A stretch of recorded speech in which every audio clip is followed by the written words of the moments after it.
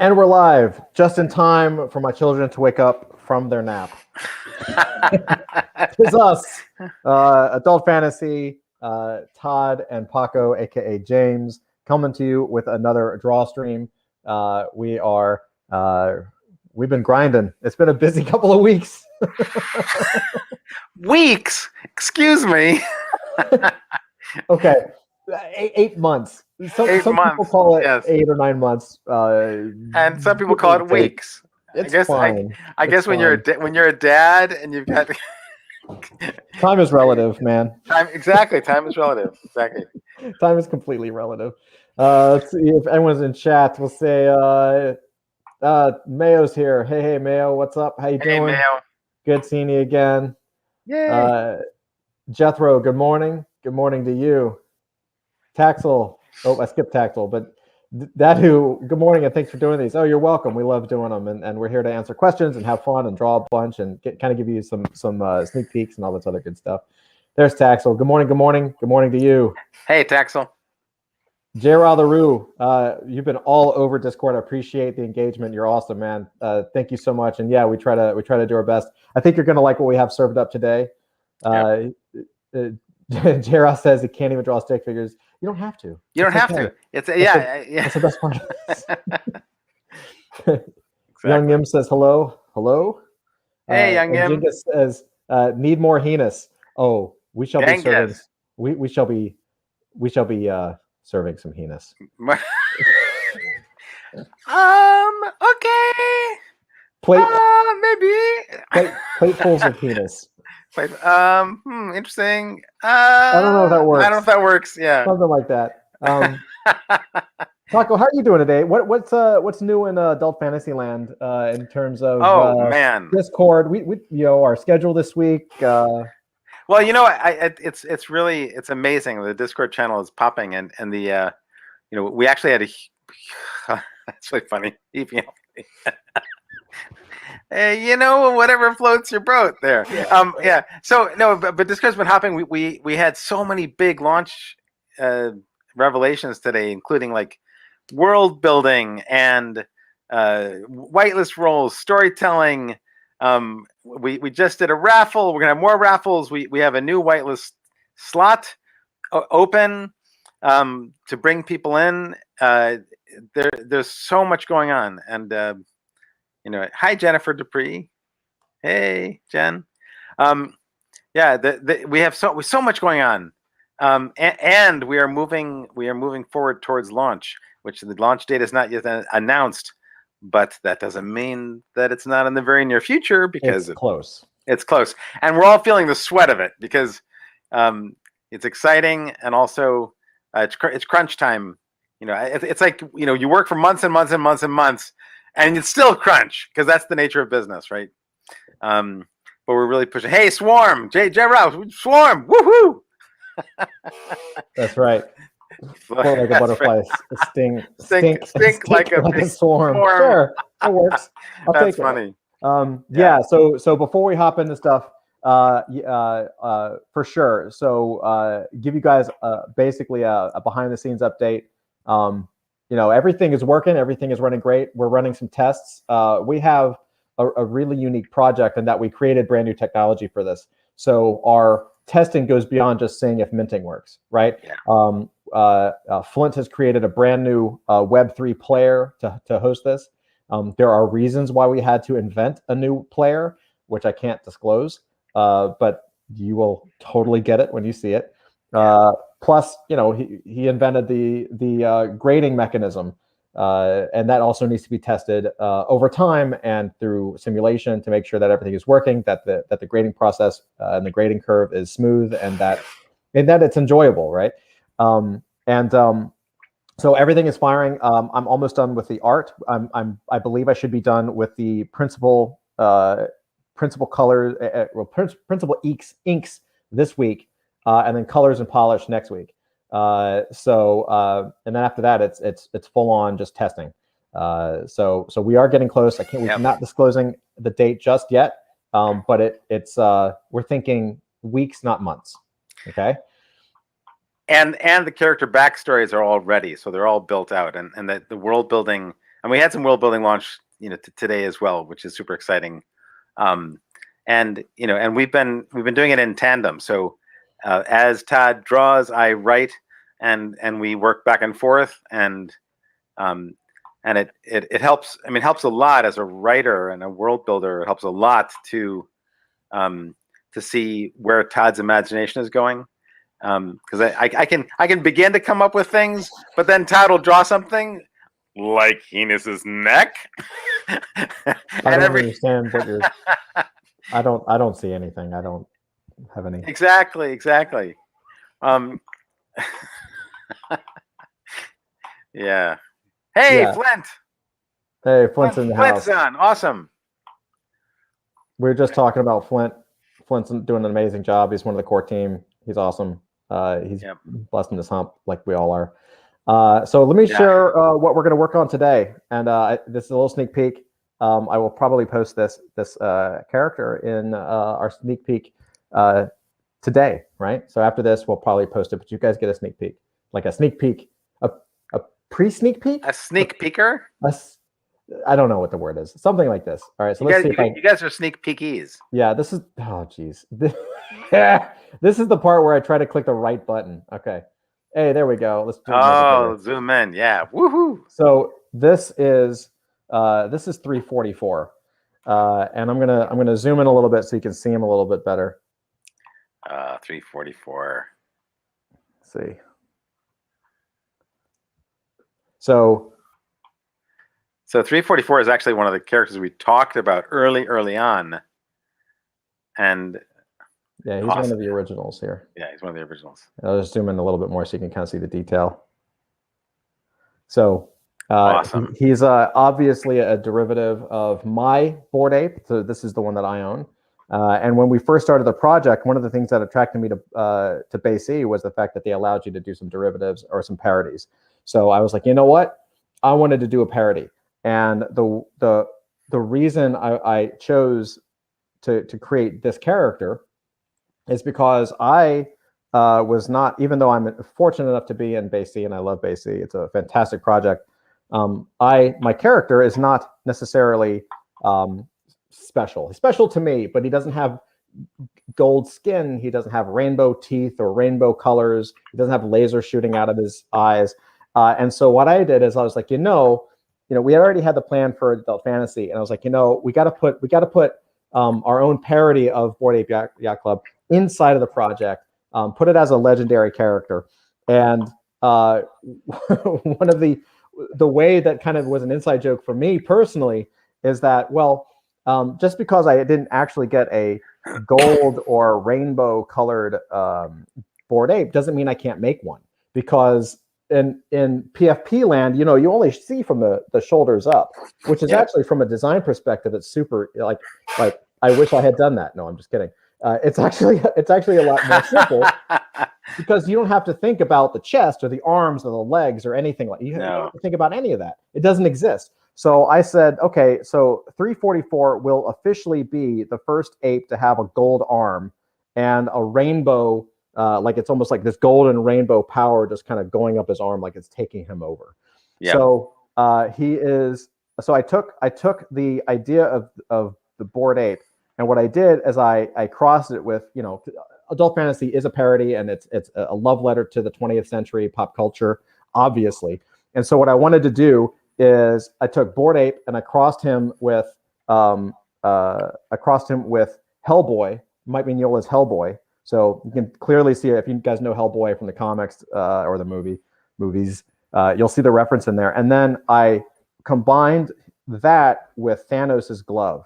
So he basically he'll have a gold, it looks like a Hellboy glove, but if you look, it actually also has the stones, right? And these aren't necessarily the Infinity Gauntlet stones, because that's Marvel property, but it's a reference and kind of a throwback to it. So you've got Bored Ape combined with Hellboy combined with Thanos, and then Argyle socks or something.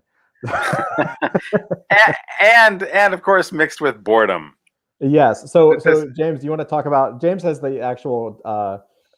Just to give a little context for those that are new,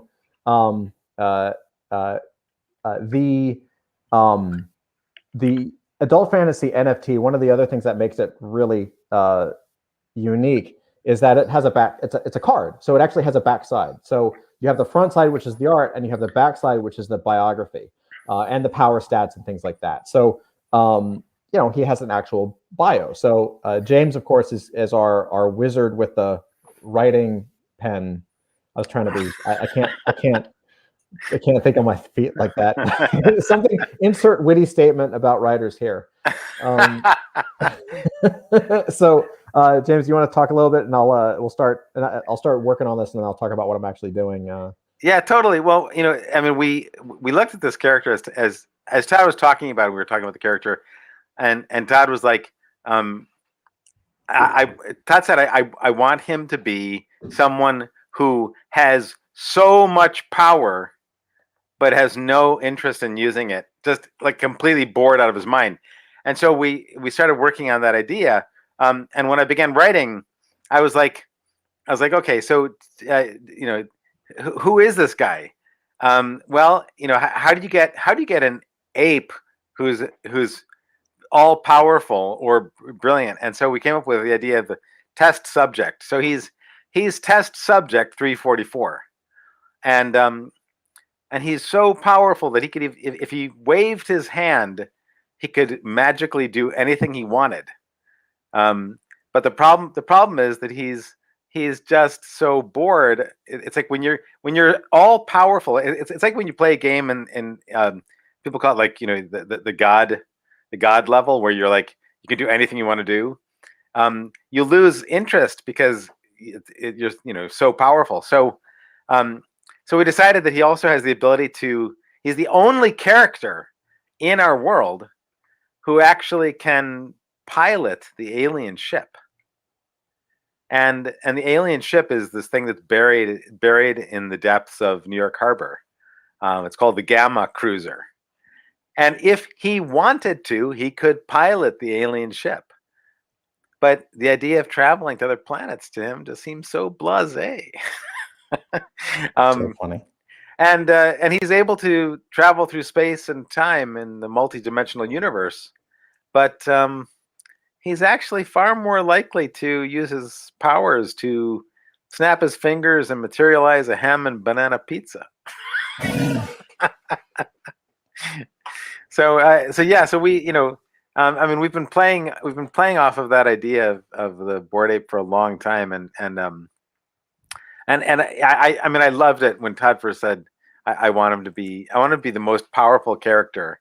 Now he's so in our world, every character has a level, and the highest level is the mythic, and of course, the one character we've created so far who's mythic is the primordial.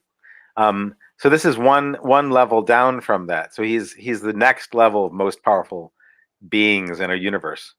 So he's actually a legendary character. So this is that's the beginning of the world building for folks. I mean, I think that one of the things that's really fun is that we want to give enough of a running ground that people can run and leap with storylines, but we don't want to finish the story or end it, or I mean, part of what we're creating is a world where we actually engage the community in creation of world building. So this is also one of the challenges: is how to create just enough that that people are motivated to jump off the diving board and dive into the the icy waters. So Todd, do you want to talk about the drawing side of him? Like what is the challenge for you of drawing this character? Yeah, for sure. So the interesting thing is it kind of spins off of what you were saying, and I don't. I think we've been doing this for a while, so we just kind of throw it out there. But I think it's really important to note, and I think you guys, once you see the actual art and the story, like when you actually see the card, you guys will get it. Like, I think here's the challenge is that to the untrained eye, I think people will look at the art or look at the writing and say, oh, that's a cool bio. right? Oh, that's really cool. That's really funny. Oh, here's Heinous. That's pretty cool. But what I think could be really easily lost in translation is that the reason it's taken us so long, and the reason we're only starting, the launch process now as opposed to March or February when we actually started, is because one, there's a difference between, on the art side, there's a difference between a PFP and design that looks like a character and an actual character. There's a big differences. Very few people know how to actually make characters. Everyone that with any kind of skill can make a design that looks like a character, right? You take a character, maybe it's human, you throw some color on them, some cool shapes for a costume, and you have a character. Well, no, you have a design of a character. You don't have a character. Characters have life. And I can talk about more about that in a minute. The other challenge is that when you look at the back of the card, especially what Paco's been working on, is and I think you guys will get it once you see it, I'm just kind of seeding it a little bit here, is that every single corner of the backstory and the bio is open world. So everything that Paco is talking about within the character, when he talks about, he could do this, he could pilot a ship if he wanted to, but he just doesn't feel like it. He has all this power. All of these are structured in a very specific way that's taken months of work to get it, to build the world just enough to where it's open for you to have a playground. Right? These are things that trigger story ideas, but they're not stories because we haven't written stories yet. We're creating the foundation for stories, right? It's an open world based on, the text that you can fit on the back of a card. So it's been extremely, it's a challenge. It's an incredible challenge. And like I said, for most people who don't understand the concept or don't know the background, they're really just going to look at it and be like, oh, that's a cool concept. That's a cool character. Neat card. But for you guys that are actually in on it, that actually understand what we're doing, it has enough. Let's put it this way. If you guys know RPGs or if you played RPGs, it has enough information for you to create any RPG you want, or comic, or script, or anything, or not at all. And you just collect a card. Like it's the whole shebang in a condensed, undiluted form. And it really, it's a tribute, I think.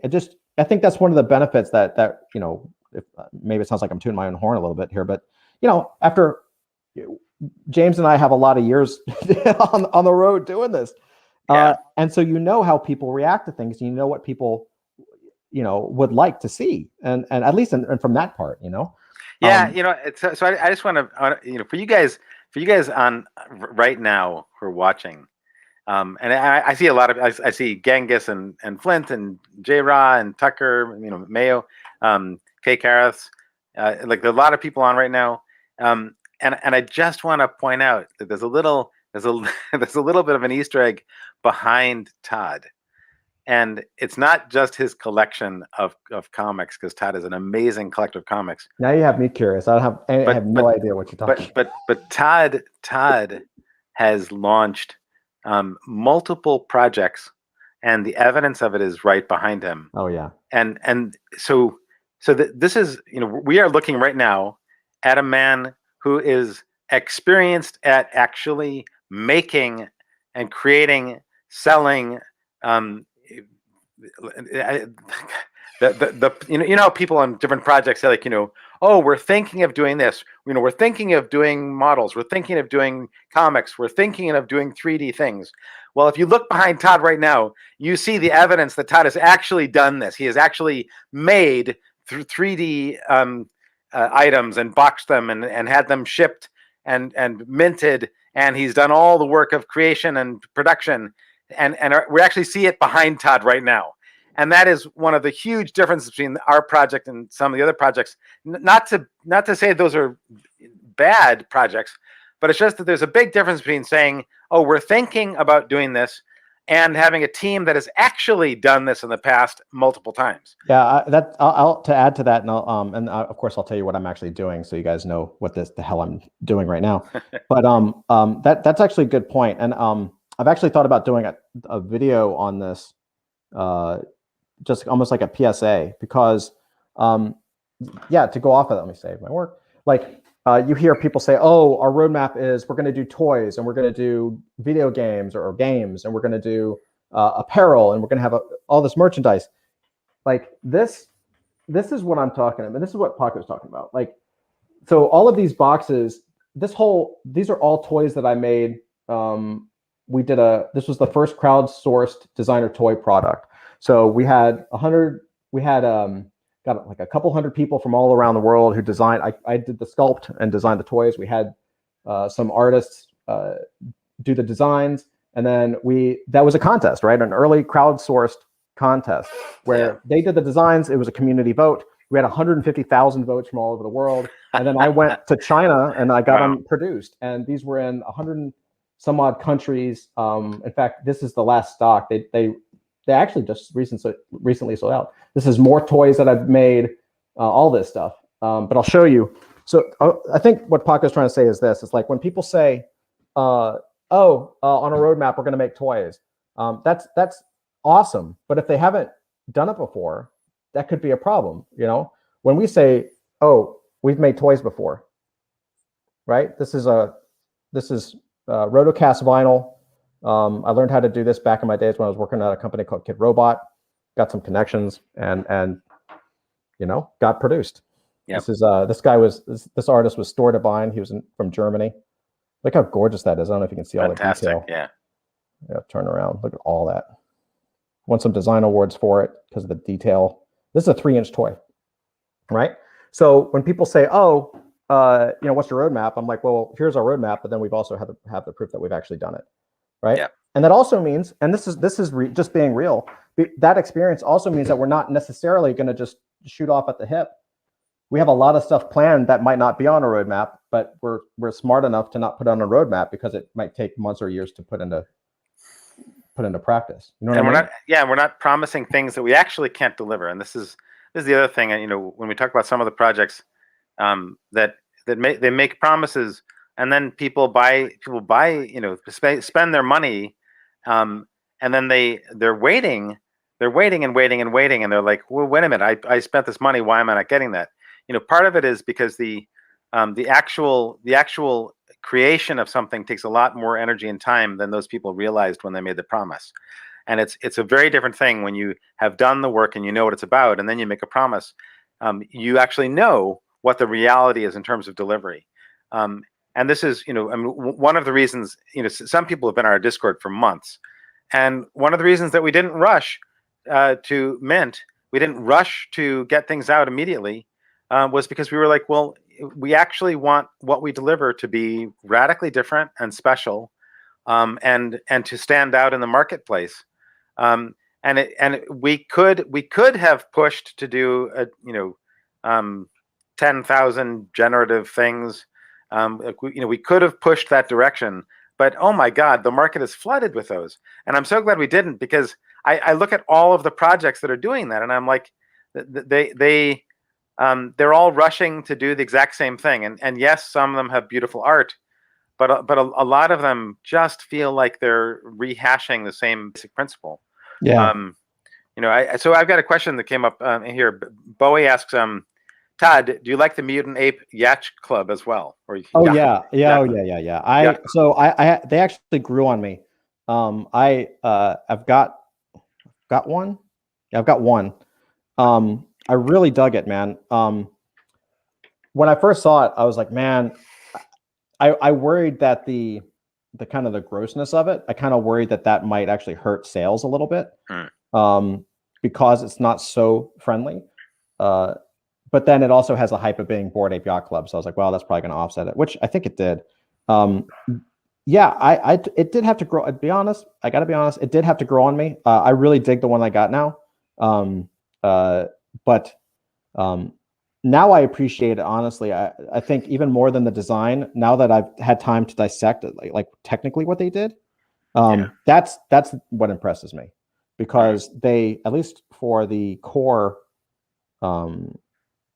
apes, it basically took the traits of my ape and based on the level of serum, modified it to an nth degree. So that means that they had to have certain sets and subsets that were related, were specific to each ape. And there's like 10,000 of them. So that was not a small task. I don't know, I'm sure I'm sure we could have Flint dissect it if we really wanted to, but just from a fan and a casual observer of it and an owner, that's what really impressed me, and that's actually what got me to fall in love with that style. I love the level of detail. I'm kind of a detail person myself, so I really dug that. Yeah. It was awesome. Let's see. So another question: are these going to be all one of ones? So let me answer that in part. This is Kid Freak, Kid One Freak. Kill One Kill. I don't know how to say your name. KIL 1 Freak. So the movement that we did in terms of our creation was to ask the question: what if we create a universe of real characters? And if we were to actually create a season of characters like you would on a show or a series, right? You're not going to have 10,000 characters on a series. You're going to have a core cast of that series. And we said, well, if we actually did that, how could we then make 10,000 unique NFTs if we're only using those 25 core characters?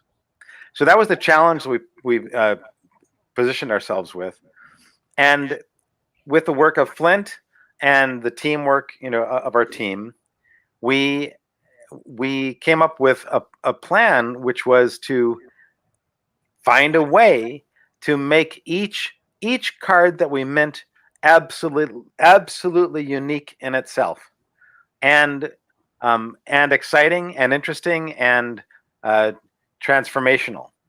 And so if you go to our website, if you look at our white paper, you will see that what we're actually doing is we've created a unique grading process for each one of our NFTs.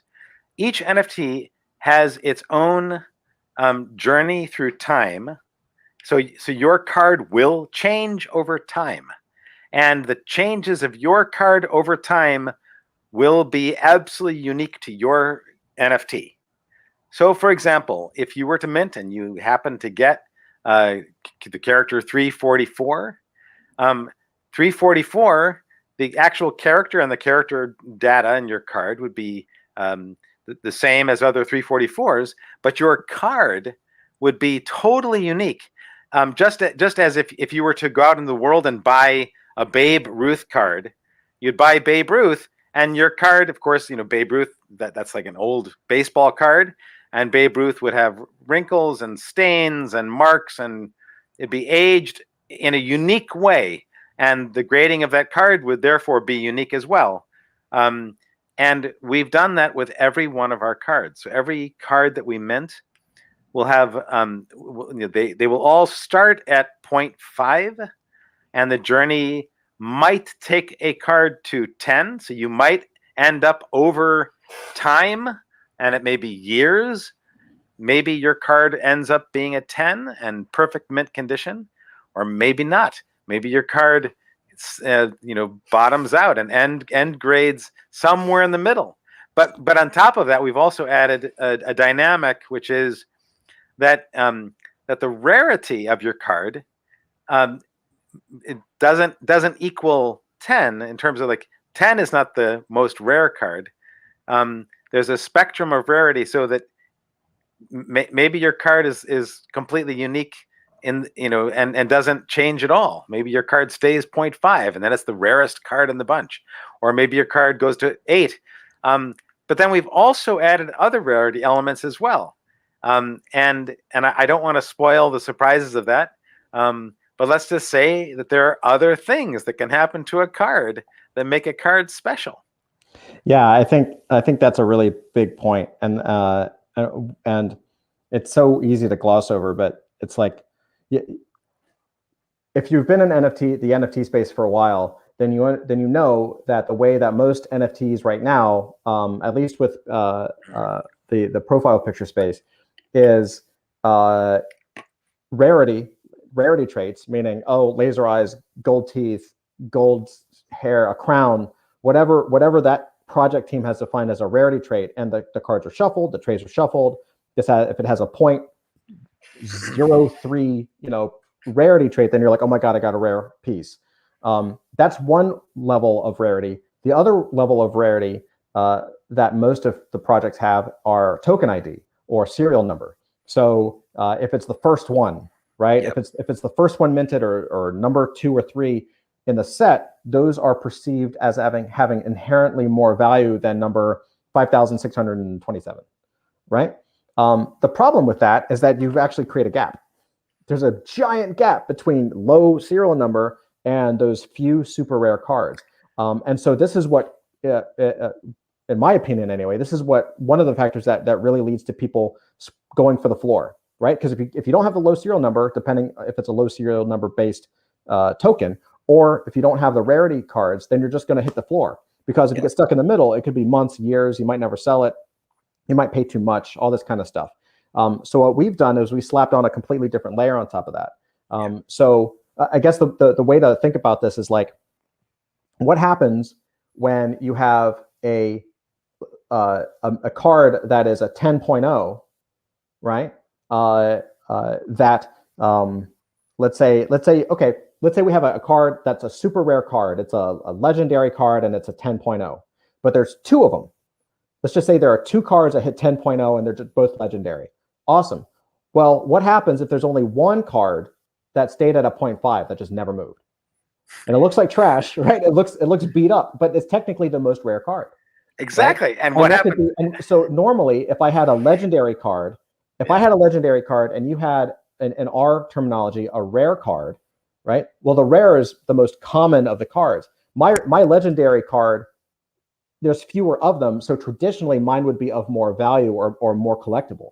But if yours is in a better condition than mine is, now we've created an entirely new market dynamic that plays on a completely different level in terms of game mechanics and theory and market activity and what people really want to collect, right? So it's exciting for us because the truth of the matter is we don't really know what's going to happen, Exactly. But, I'm good. I am excited. I don't care what grade it is. I'm excited.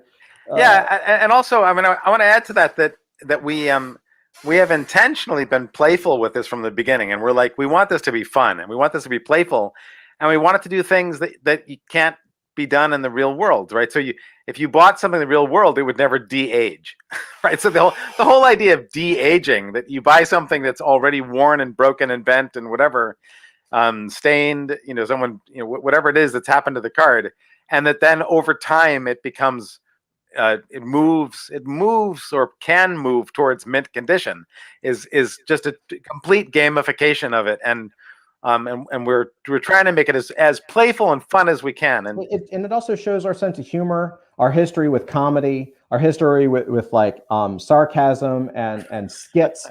Like you're buying, this card is going to be like dirty and stained, right? And it's going to de-age over time. Like it's all tied in. The humor is inherent in the project, which is why it's called, one of the reasons why it's called adult fantasy. And one of the reasons why we have characters like Heinous. Like it's not to be like rude. It's about saying, look, this is, we're this serious technology and all this kind of stuff, but we also aren't taking it. This is supposed to be a fun space, and it is a fun space. Yeah. And the way to keep it a fun space is to be like, you know what, you can have something groundbreaking in a serious technological way, but you can also have fun with it at the same time. So Killfreak also said, that's amazing. An evolving NFT, will the evolution depend on our actions or it's organic on its own? And the answer to that question is, you'll see. You'll see. because these are good questions. These are good questions. And I'll leave it hanging that there may be a little bit of everything in what we do, and I'll just leave it there. We also, the other thing is that we early on we made the decision not to tell everybody everything, because part of the fun, like God, it sucks when you're in the NFT world and you get an NFT and then you get the thing and you're like, oh, I got this, and and it's this number, and oh man, that sucks. How, can I sell it? Right?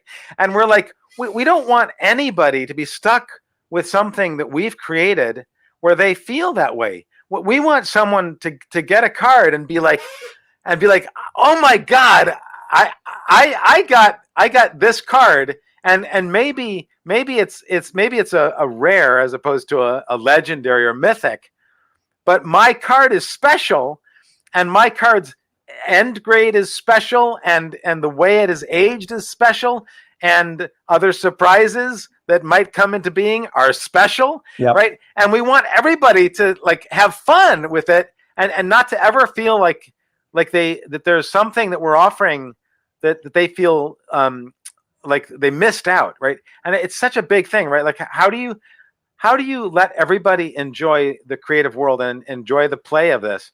And the other thing is that and this is something that we haven't talked about, but I'm just going to throw it out there. We are building into our plan of the world creation that people who own a particular card benefit in some way from other people's creativity when they use that card in a creative way. Mm-hmm. So that if you happen to own Heinous, and there's somebody who's doing radical things with Heinous, that everybody who owns that card shares in the value of that creativity.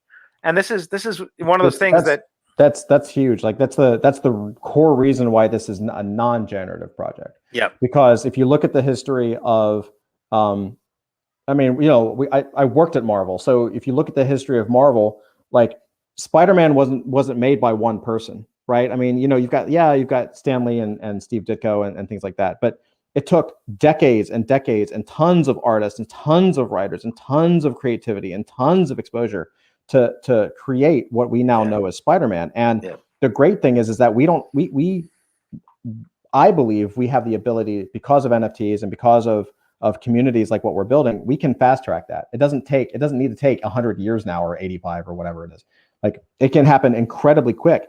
I think the thing that people are missing, and maybe I don't know if this is just experience or inside baseball or I don't know, but the way in which the best way to achieve that is actually by working together. And if you look at a lot of the 10,000 generative projects, that doesn't happen because I'm going to have my Bored Ape. Why would I promote your Bored Ape? I can't promote your Bored Ape anyway, right? Like, and I'm not just picking out Bored Apes. I'm doing that because I'm drawing, this. But any of these projects, not only can you not really tell one from the other beyond just surface traits. The other problem is that the community is all in it together for themselves. But if you look at Spider-Man or the Avengers or Captain America or Batman or any top tier actual property, it was a group of people working together in their own unique ways to push that character forward, right?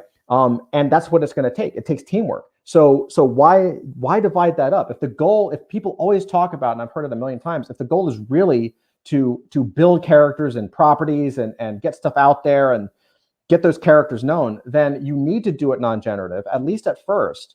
I'm not knocking on generative. I love generative, and we probably will do something like that down the road. But the goal is to group around something together and create a system around it so that character can flourish under the tutelage of different voices and different perspectives and different talent levels and different abilities, right? And that is the way that you move something forward into the mainstream space. So J. Rod Rue said, "Wait, de-aging cards? I put my headset off for a second and missed something." Oh, dude. Yes, you missed something. Yeah, well, the good thing is this is being recorded, so I love it. Oh my That's God, hilarious. Yeah. And so I'm gonna talk about what I'm working on, and then I know we have a lot of stuff in chat, and so I'm gonna go through that as well, so because I don't want to miss anybody. I know there's a lot of questions. And there are a lot of great comments, and I totally appreciate that. And I'm not going to read them all, but it's just I'm reading them, and I'm so glad you guys are all here and getting it right, and getting what we're doing and creating, because part of the challenge has been, I mean, we spent so much time building and thinking this through and creating, like literally step by step, asking the question, how do we make this the best project it can be? How do we, I mean, even down to this simple fact. Right now, you're seeing two real people. I mean, Todd's a real person. I'm a real person. You can see our faces. We exist in the world, and that's a very different thing when you have these projects where you have Jack the Smarmy Elf as one of the Jack the Smarmy Elf is one of the devs, and you're like, okay, and who's the creator? The creator is big raffle pimple, and it's like, I mean, are these real people? Right, I'm changing my avatar to Smarmy Elf after this. So just let me know.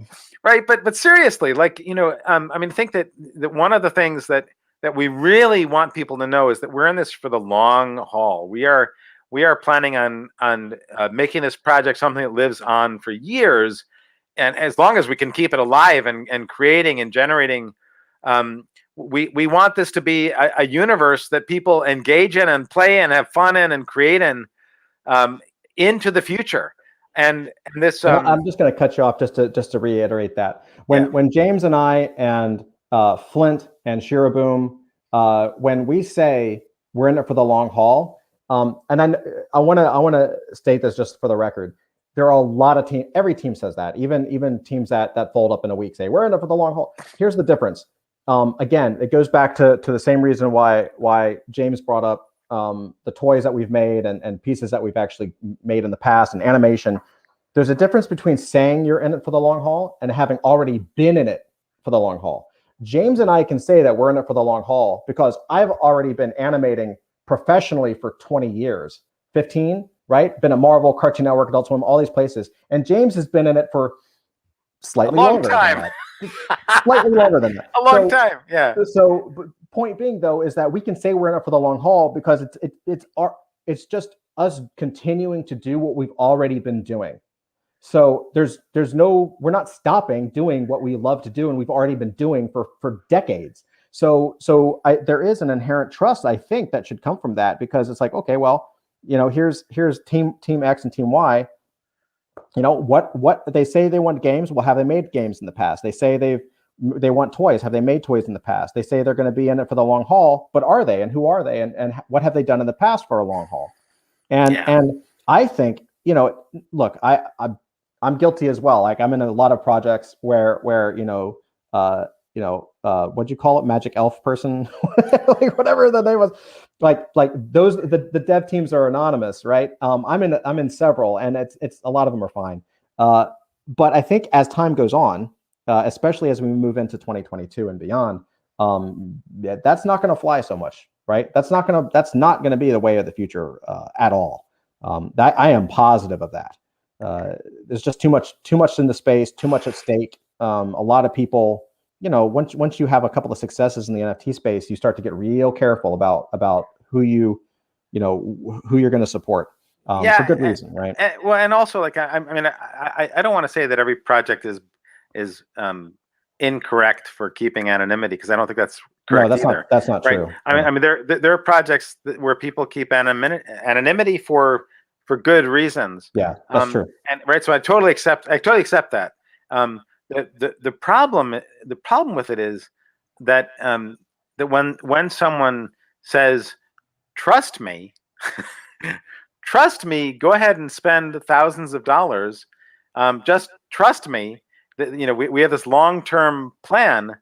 I think that what's become clear is that people are more hesitant because you begin to ask the question, well, am I going to end up having a rug pull on this? Because I don't have any idea who's creating this.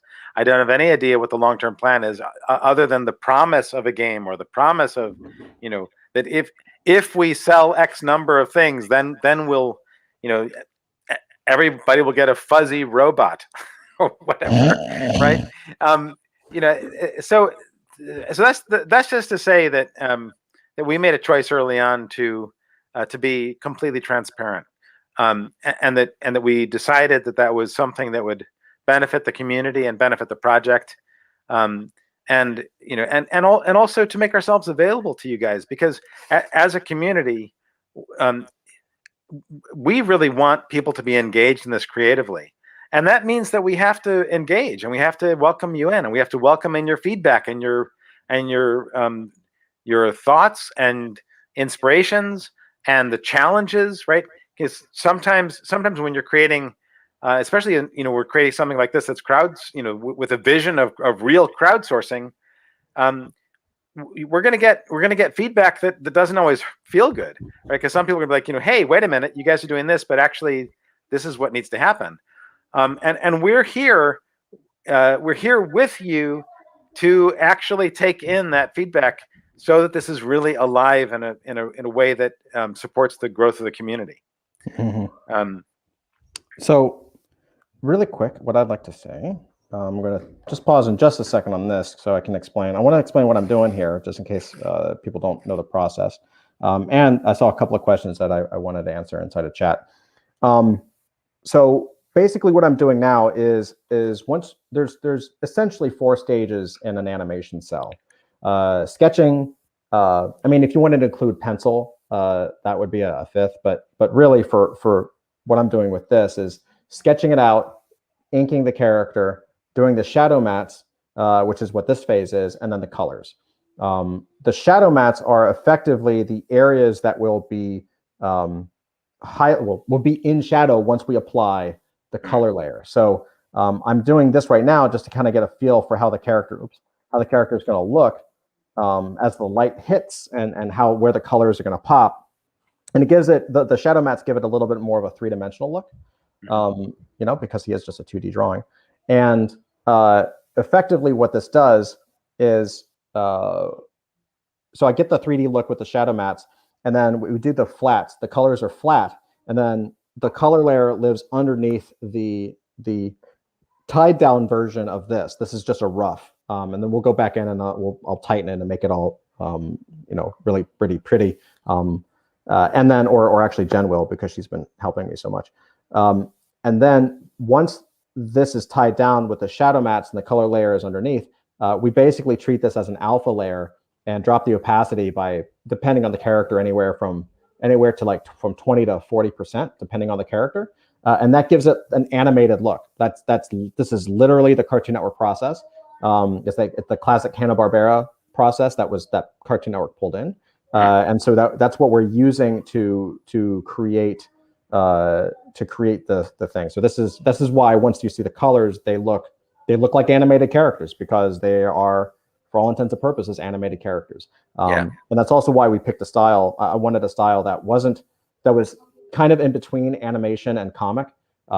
Again, this is all by design. Things that could be completely open world for your imagination, right? So just as every word on the back of the cards is planned to help generate story ideas and story concepts, the artwork is right.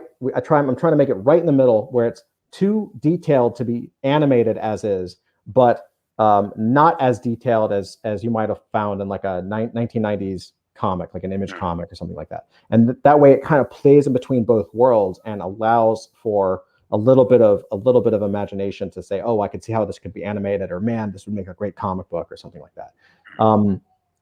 St. Andrew asked a really cool question. I'm going to keep calling him St. Andrew because that's the name I remember. I don't read Japanese. What is Primal Screen? So Primal Screen is, you're seeing that on a watermark of the videos that I've been posting, or a lot of the videos that I post, for the sneak peek behind the scenes, all the Cartoon Network Vault stuff. So Primal Screen is a production company. They're still around. I worked there from 1998 to 2003.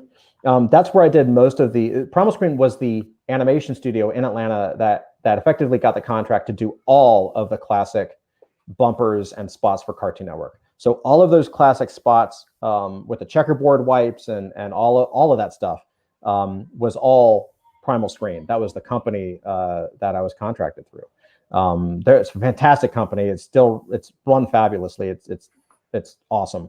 And Doug, the guy that runs it, is a good guy too. So that's the stamp, the watermark for that. Years ago, they allowed me and a lot of the other animators to use it because that's our portfolio, right? That was, especially back then, we needed permission to share this stuff, because we don't own these characters. I don't own Scooby-Doo as much as I think I should. I mean, you don't really own these characters, right? You're kind of stewards of the characters. So we were given permission to use the characters to show the animation so that we could get jobs, so that we could show our portfolio, so that I could show you what it is we can do, right? So that's what the Primal Screen watermark is. I think their website's still around, so you should check them out. Let's see what we got. I'm just going to scroll real quick. Mayo says we need an alien ship. Yes, we do. Yes. So you're so right. Oh my God. So you have to know, Mayo, that like I'll say to Todd, like, oh, we need this, and Todd's like, James, I am doing everything I could possibly do to finish what we already have, right? But like we have so many ideas.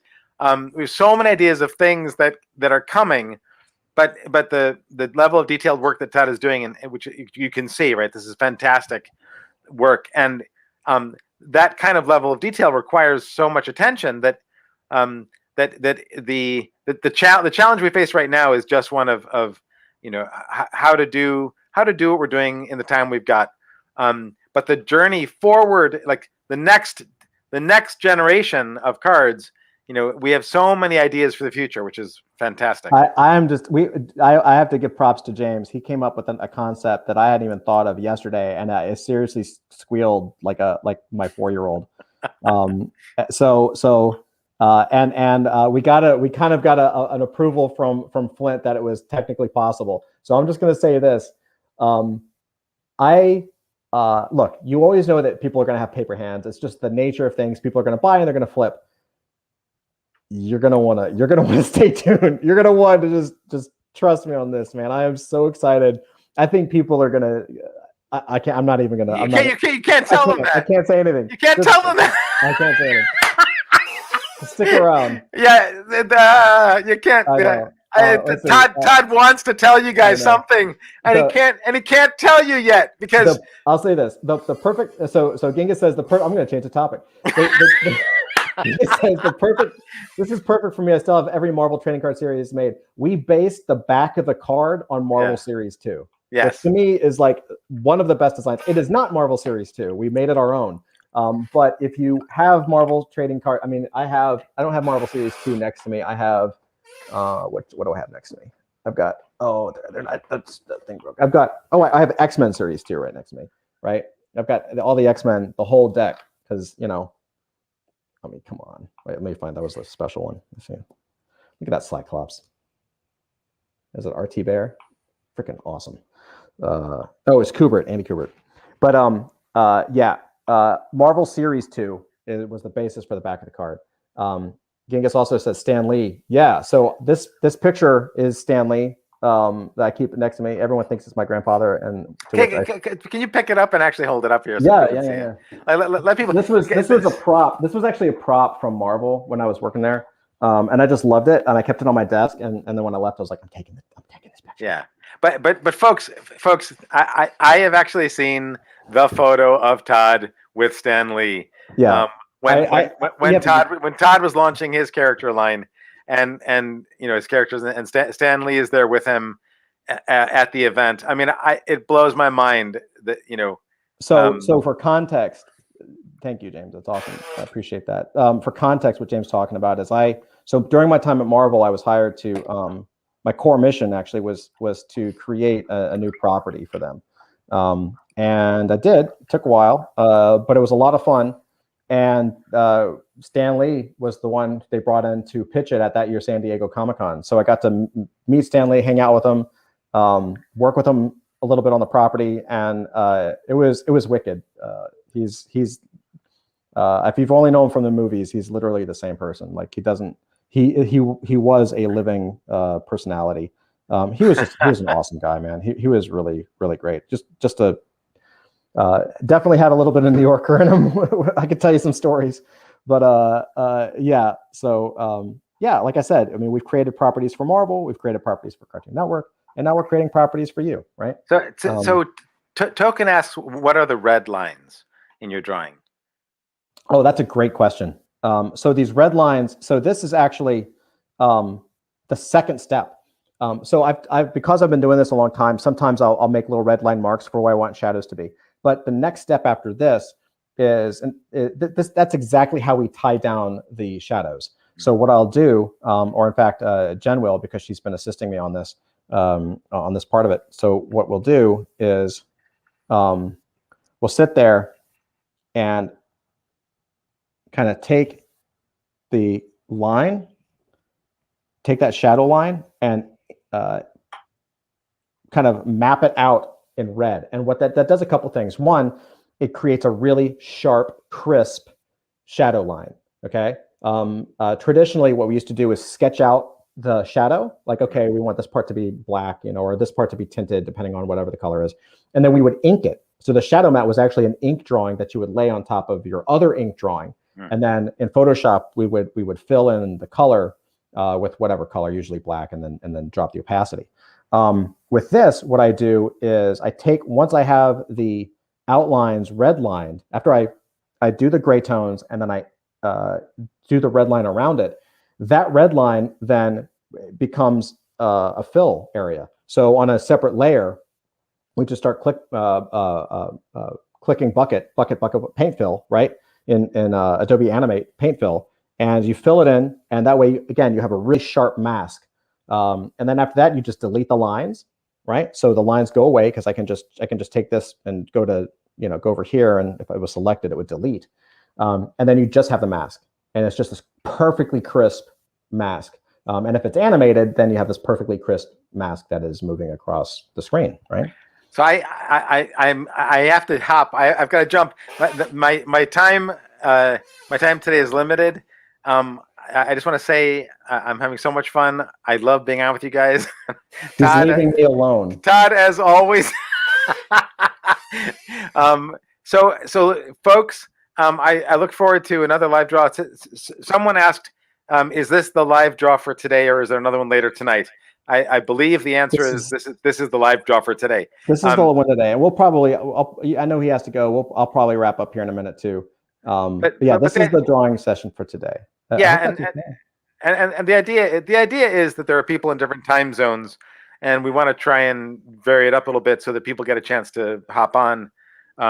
We do have a poll. We do have a poll inside of sticky notes, so that if this time works for you, great. If it doesn't, please let us know. Like, we're really, maybe we're still trying to figure it out, honestly. Like, our last ones were at 9 p.m. That was purely based on me, because I have 2 little kids and they're in bed by 9.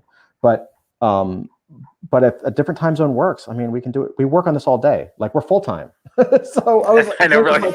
James was like, oh, why don't we just do it during the day? And I was like, oh yeah, we can totally do it. Okay, I gotta hop.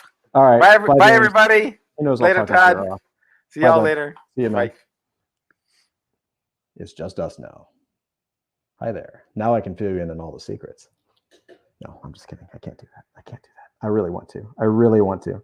Well, here, I'll do this. Let me scan through and see if there are any other questions. One of the other things that I try to do with this is make it a Q&A, because watching someone draw is cool, but I also know from having watched a ton of drawing streams that they can kind of be boring as shit when you're just like, oh, this I'm using this pen, I'm using this tool, and it's quiet because I don't usually talk to myself when I draw. It's kind of a thing. So we really try to treat it like a Q&A session. So what I'll do is, it's kind of addictive. It's hard to stop drawing. All right, let me save this real quick, and I'm going to pop over and I'm going to see if you guys have any more questions. Don't do it, Todd. What are the secrets? Yeah, Flint's like, Young says, yes, what are the secrets? Flint says, don't do it, Todd, all caps. Well, so hard. Yoko's, I'm still here helping. Let me know. That's right. So these gray shadows are going to be totally replaced when you do the red outlines. Yep, exactly. These are actually temporary.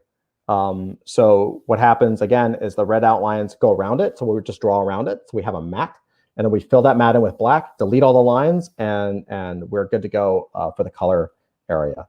Well, here's what I'll do. I think this was a good stream. Misfit Corn. Andrew, I know all of Todd's secrets. So some of you guys know, if you've watched some previous draw streams, Andrew is Misfit Corner Comics.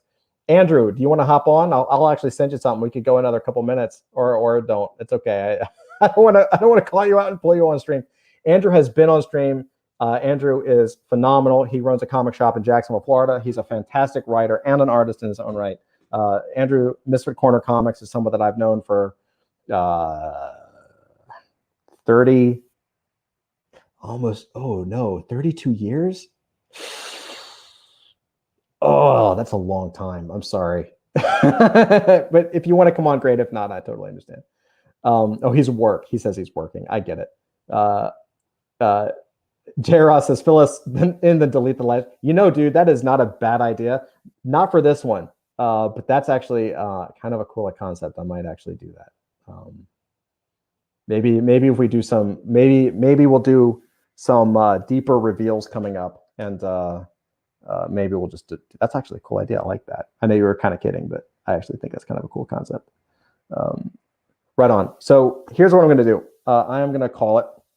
I'm going to give you guys some heads up on some of the stuff we got coming up before we call it a day. So first off, check the schedule, check the calendar thing that I post inside of sticky notes announcements. We really try to do something a little different than other people, and that one of the things that we do is we post a weekly schedule. So I'm going to try to share it with you guys. We can talk about it real quick. Token says, thanks for the stream. Thanks for the stream. I appreciate it, man. Thank you. Let's see. Pop in. Let's see what we got coming up real quick so you guys can check it out before you jump. Let me actually bounce that and stops. Let me actually try to share my actual window. Share the screen. I want the window. We're going to do the window. Here we go. Mayo says, thank you for the stream. Love tuning in while possible. Oh, thank you guys. I really appreciate it. Genghis says, thank you. Token says, thank you. Absolutely. I thank you guys, man. You guys are making this, like when you guys are active in Discord, it sets a fire under me. I mean, I'm already, I don't know if you can tell, but I'm a pretty motivated person. But like having you guys there, like really means a lot. FYI, tonight, I'll probably post this drawing. I'm going to try to finish it and then I'll post it. So that'll be the sneak peek for the day. That's cool. I might try to post something else. I always try to post as much as I can, but I also got to, keep working. Thursday, tomorrow morning, 8 a.m. So Melissa, AKA Shiraboom, is our dev. She is the one that codes the NFT. She's the Solidity dev. She's the core. She's the senior dev. She actually shares her process live. So she does a live coding stream every Thursday at 8 a.m. Be there if you want. The cool thing about the cool thing about the live coding stream is you don't need to know how to code, right? It's just like this. You don't have to know how to draw necessarily to hopefully get something out of it. On the Thursday live stream with Shiraboom, it's the same thing. She's talking about the process. You can ask her questions about it. You might be able to get some sneak peeks. I don't know. She's better at keeping secrets than I am, but it's still totally maybe get something out of her. And we're going to be doing giveaways. We're going to do a lot of giveaways. If you haven't checked the sticky notes, there is a new whitelist role. This whitelist role is coming. Token says which time zone? It's Eastern Standard Time. So we're on the East Coast of the US. So 8 a.m. Eastern Time. If you can't watch it, no problem. Replay is always there in a live coding stream channel. We're doing a lot of giveaways, a lot of NFT giveaways. We've got a new whitelist role that we just unlocked. That is going to take us through probably to launch. So if you want to get on that whitelist role, all you have to do, the key, I'm just going to give you the key.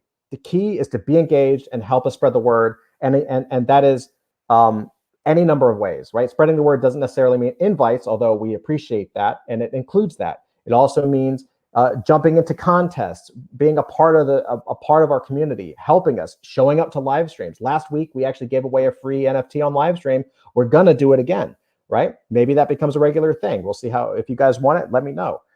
We want to make sure that you guys are stoked and excited. And we want to get the word out as best as we can. We made a decision to not do any kind of crazy spam invite things. What that means is we grow a little slower, but we grow a little better. Like everybody in the Discord is badass. I have not, knock on wood, everybody's been super cool, and I've really loved engaging with you guys and meeting all of you. And we're going to be here for years, so we want to get the best people in it as we can. So Thursday, live coding stream, more NFT giveaways. Friday, another Animation Vault drop. We also are doing whitelist awards. We're going to pick some people out from Discord. So if you're engaging, and basically if we're like, oh yeah, that person's been really awesome this week, and we remember their name, and they've been talking, and they really helped out so-and-so, like, we're going to be giving out whitelist roles, right? So if you don't have a role yet, do not worry, that is coming. And yes, more giveaways. So giveaways, contests, this calendar is going to continue to fill up. Again, our background is in television and comics. So obviously we should have a schedule, right? Let's have a schedule. Let's tell people what we're doing every day of the week. And that also helps to keep us accountable as well, right? So even if I'm a little behind on certain things, it's okay, because we're going to get it done, right? Like, I think I missed my behind the scenes sneak yesterday, so I'm doing it today. But that's okay, right? It's on the schedule, so I'll get it done. Anyway, what do you guys think? Are there any other questions? Would be, let's see. Brandon says, I'm late. We started from the beginning. That's called a replay. That's a replay. Yes. That'll be up soon. Shadow Geek says, would be interesting to hear more about Lee. I will do that. I'll tell you a good story about Stan Lee, and maybe a secret about how I got Marvel to make my apparel, because I actually have a whole apparel line that Marvel made from licensed characters that I create. Well, they didn't create. I pulled them from Marvel, but I basically brought them into the forefront, including characters like Squirrel Girl and Howard the Duck. I think they ended up using Howard the Duck in the movies, and Squirrel Girl ended up getting her own show and her comic. I was the one that helped bring her back, and there's a story behind that too. Oh yeah, Flint says there'll be a roll recording. Genghis says, I'm gonna say Genghis. I know it's Genghis. I don't care. I like Genghis. I'm from the South, man, originally. It's okay. My smallish alpha group is very bullish on adult fantasy. Awesome. I love hearing that. Thank you so much. Bring them by. If there's any questions, you let me know. I'm going to do everything I can.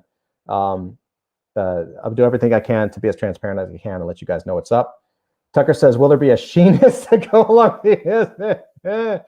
There will be now. I like that. That's pretty awesome. I'm gonna have to remember that. That's pretty awesome.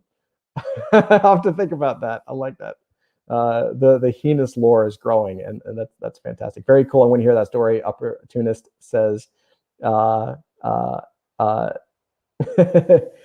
Freak. See, I can pronounce it, Kill Freak. Jeez, I don't know why James has a problem. Kill Freak says, how easy has it become to draw since the time you started and now? Big difference. I mean, I struggled for decades. I was not, so quick story. I was not, I wouldn't consider myself like a natural, right? Like, I sucked for a long time. I've got some of the stuff I did when I was 14. Where is it? I have it up here. I can break that. Maybe I'll break that out at another stream.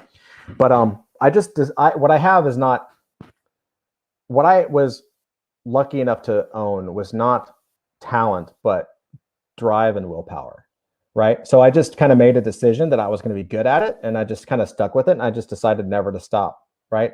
Like I said, long term. I was like, I'm going to do this long term. So I did it long term, and I haven't stopped.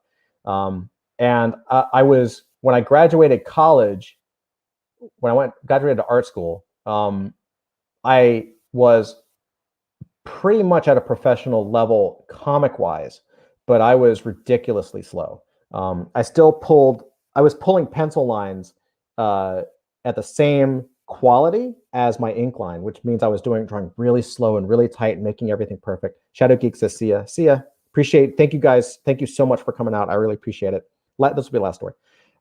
I had my pencil lines were super tight, and while the drawing looked like a screen printed plate of pencil, it also meant that I was incredibly slow. So what animation did was it actually got me insanely quick, right? It got me really quick. And in fact, so I can actually, it's deceptive. Like, I'll say this, the actual drawing part does not take that much time.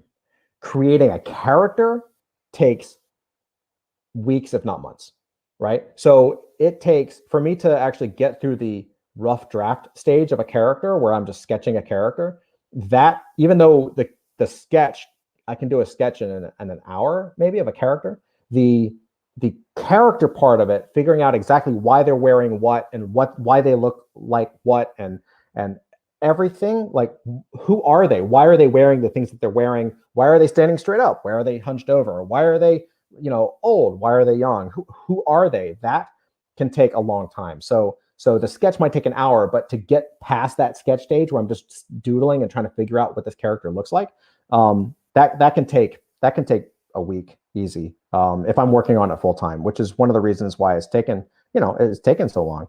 I mean, we've had to deal with the technology too, but character design takes a while if you do it appropriately. So I hope that answers your question. And 344 is looking pretty dope. He's looking pretty good. I love this character. So he's coming along really nice. And I'm not even sharing. I'm not sharing. I'll do that one more time. Let's do one more share. 344. We'll call it. Killfreak says, that never crossed my mind. Doodles to actual character. Thank you for the answer to the stream. Have a great rest of the day. Thank you so much, Killfreak. Again, love you guys. I'm in Discord. I try to be in as much as possible. If I'm not in Discord, it's just because I'm working, but I really try to check it all day. I will see you guys in Discord. Feel free to ask any questions. I'm around. And with that, I will see you guys in the next stream. Remember, tomorrow morning, 8 o'clock, Shiraboom. Don't miss it. I'll probably be on that one too. So with that, I will see you guys next time. Peace out.